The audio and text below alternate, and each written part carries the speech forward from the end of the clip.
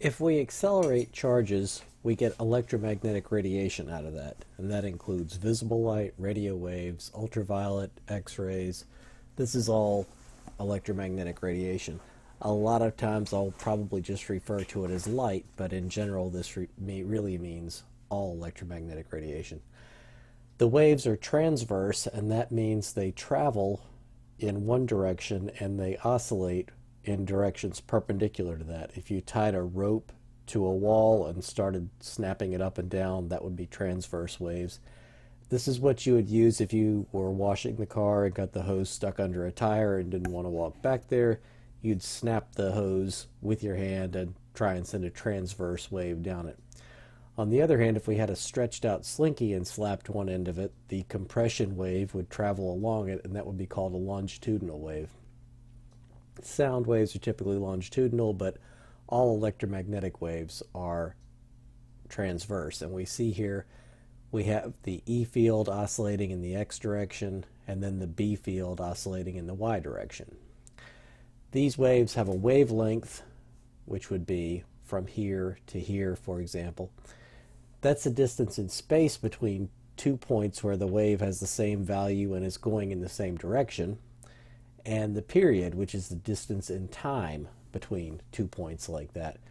Usually we use lambda for the wavelength and t for the period, but it's more common to talk about the wave's frequency than its period, and we use either f or the Greek nu for frequency, where period and frequency are reciprocals. If we multiply frequency by wavelength, we get the speed of a wave, and ordinarily when we're talking about waves, we'd use v for that, but for light, we always use c. The speed of light in a vacuum is this value, 299,792,458 meters per second. That's true for all waves in a vacuum, X-rays, AM radio, everything. This is actually defined as a constant, so there is nothing after the decimal, and if we had a better measurement of the speed of light, what that would actually change is the length of the meter. If we look at this image above from Wikipedia, notice that as the E field oscillates, the B field oscillates in phase with it. They both hit a peak at the same time, they both hit zero at the same time, and notice they are perpendicular to each other. If we want to look at the direction of propagation, that's the same as the direction of energy flux. That quantity is called the Poynting vector. This is again someone's name. It's not the direction it's pointing in. That's just a coincidence. We use S to represent that, and it's 1 over this magnetic permeability constant times the cross product of E and B. This guarantees that the direction of propagation will be perpendicular to both E and B. When we're in a vacuum, the magnitude of the E field is equal to the speed of light times the magnitude of the B field.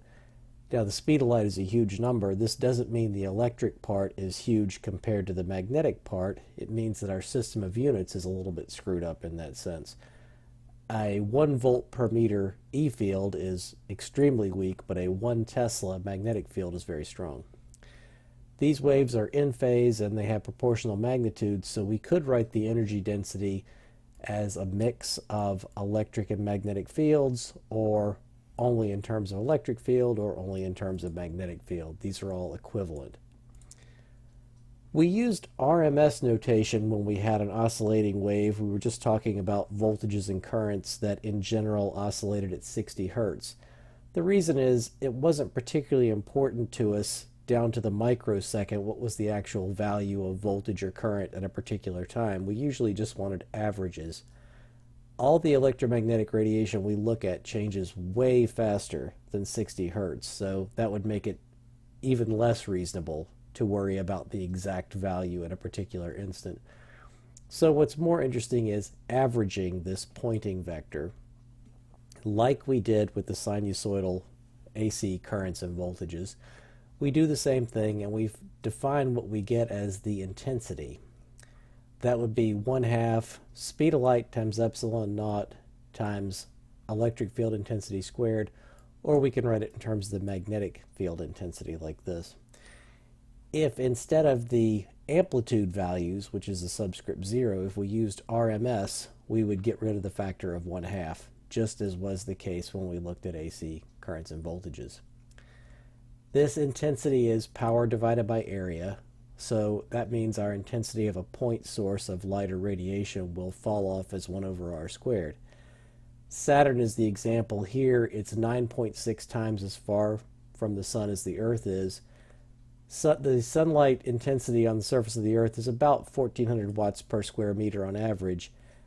That means at Saturn, if we wanted to find out the solar intensity, it would be 1400 watts divided by 9.6 squared. That's only about 15 watts per meter. What this tells us is you double your distance to the source, the intensity drops to 1/4 of what it was. Triple the distance, it's 1/9 of what it was. This is why people who work in nuclear medicine clinics don't hold radioactive samples near them, but rather far away. If they increase the distance to the radioactive sample, that decreases their dose significantly.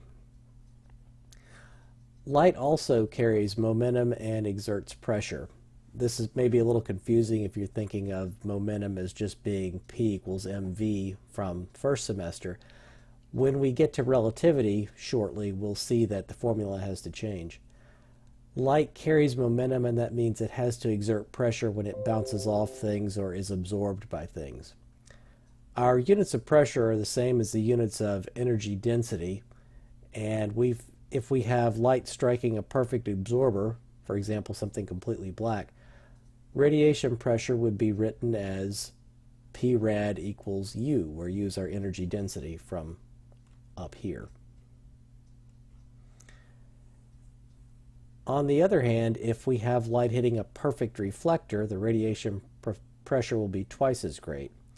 This is the same way basketballs work. If we have a perfectly elastic collision of a ball with a wall, that means the change of momentum, Pf minus Pi, will be P minus negative P, or 2P. On the other hand, if we have something like gum or clay that hits the wall and sticks, our momentum change will be 0 minus negative P, or just P. This is one of the reasons you hear why hailstones will dent your car, even though raindrops have a similar mass and velocity, and they don't. The exchange of momentum is half as great. Again, we don't need to know pressure changes over the time scale of one period of visible light, for example. So we average it and we say radiation pressure is I divided by C, or 2I divided by C if we're looking at a perfect reflector. The spectrum itself, we can take a quick look.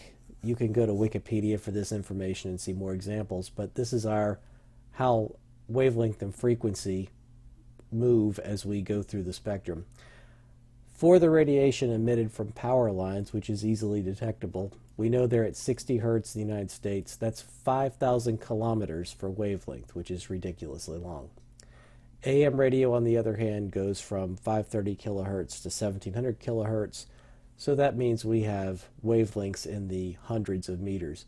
Notice that this is not a physical limit, physical boundary for AM radio. It's something that the FCC sets. For FM radio, same idea, only now we're at between 88 megahertz and 108 megahertz, so our wavelength is around 3 meters. This large difference is the reason why AM radio towers are typically very, very tall. Some of the tallest structures on Earth have been AM radio towers, because for efficiency, you want a tower to be at least 1/4 of a wavelength tall, and these wavelengths are very, very long. For broadcast TV, we're in the 50 to 700 megahertz range, which takes us down to half a meter up to about 5.5 meters. In the microwave region, we have cell phones, your Wi-Fi router, your microwave oven. All these things are in the gigahertz range. That puts their wavelengths between a few centimeters and maybe 30 centimeters, which is about a foot. The terahertz scanners that some airports use to see through your clothes and everything else, they are in the, of course, terahertz range. We define that as 300 gigahertz to 3 terahertz. That's wavelengths of about 100 microns to 1 millimeter. The infrared region, this is where the cameras that the police and the military use, their night vision goggles, things like that, they operate in this range. Your TV remote control is in this range. Uh, for frequency, it's 3 terahertz to 300 terahertz roughly. That's about 1 micron to 100 microns. As you can actually check this, you can see if your remote control is working many times by pointing at your cell phone camera or at a web camera. It can see far enough into the infrared to see the remote flash like a little light. The visible region of the hard limits here, it depends on the person, it depends on the brightness of the light, but ballpark 380 nanometers to 760 nanometers, where violet would be short wavelength, red would be long wavelength. That gives us frequencies of several hundred terahertz. Beyond that, we get to the ultraviolet. This is shorter than 380 nanometers to maybe 10 nanometers. These boundaries are not hard and fast. They aren't legal and they aren't physical. The ultraviolet range, that gives us frequencies from 800 terahertz up to about 3 times 10 to the 16th hertz. X-rays, we would typically say, go from a few nanometers down to about 10 picometers, and that would give us frequencies from 10 to the 17th to 10 to the 19th hertz. Finally, gamma rays, this is anything shorter than about 10 to the negative 11 meters. That means a frequency greater than about 10 to the 19 hertz. These are the highest frequency electromagnetic waves we know of.